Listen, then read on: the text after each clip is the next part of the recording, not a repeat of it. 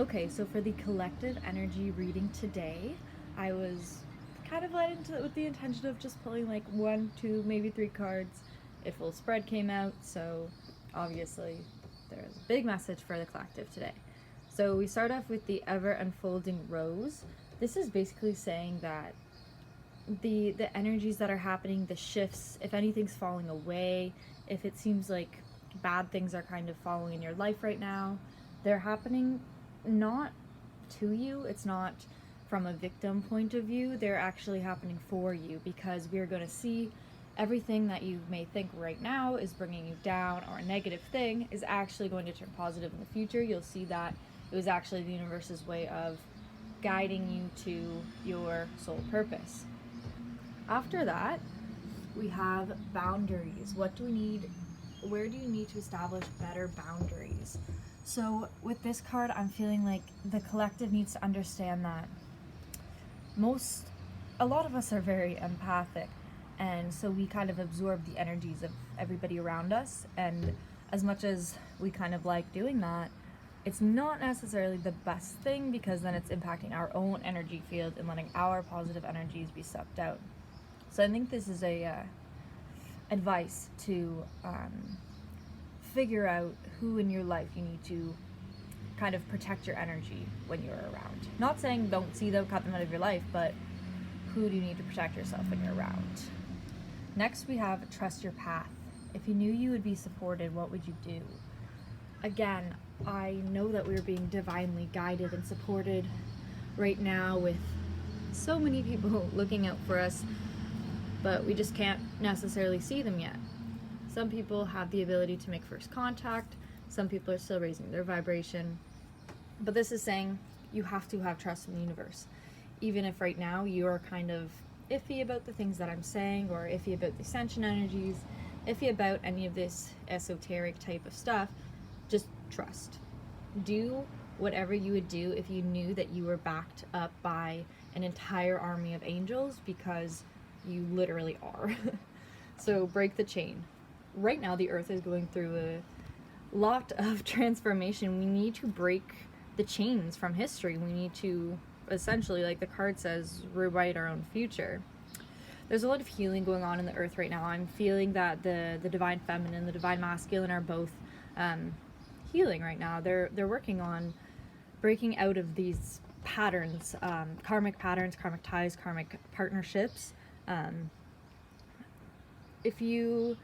I'm very into kind of the occult, esoteric side of this type of stuff. So the ancestral patterns are very, very interesting, because the first time I did this collective energy reading 2 days ago, it talked about how we have to do soul retrieval, get our souls back from lives where we didn't necessarily thrive. And so I think this is really a message from the universe saying we can't replay history the way that we did it, because it wasn't for the greatest good.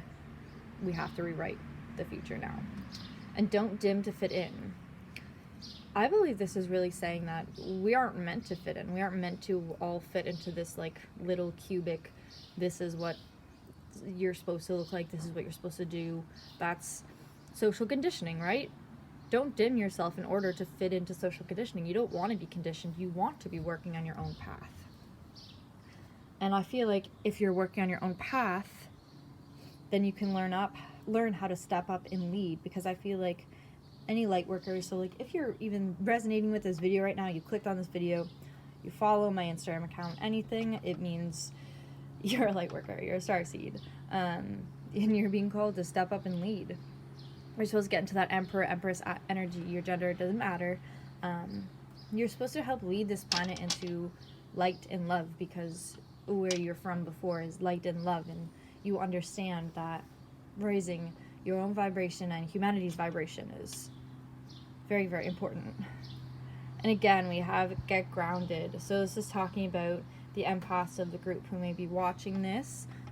Even if you're not empathic, I mean, still work on connecting with nature. One thing you can do is you can like plant your feet in like sand or grass or dirt, whatever is close to your area, or if you're traveling. I really suggest the sand with like the water coming in. That's the best place to do it. in my own opinion, but you can do it literally anywhere. Whenever I wake up in the morning, I stand in the grass, and it helps me get grounded. I just take 10 breaths, connect with nature. I don't have my phone with me, don't have any electronics, just me and nature to get grounded for the day. It's all coming together. It seems like we've been on our own, kind of healing ourselves, cutting cords, trying to remain as authentic as we can, find out our purpose. And then it seems like now it's starting to all come together, that you're not alone.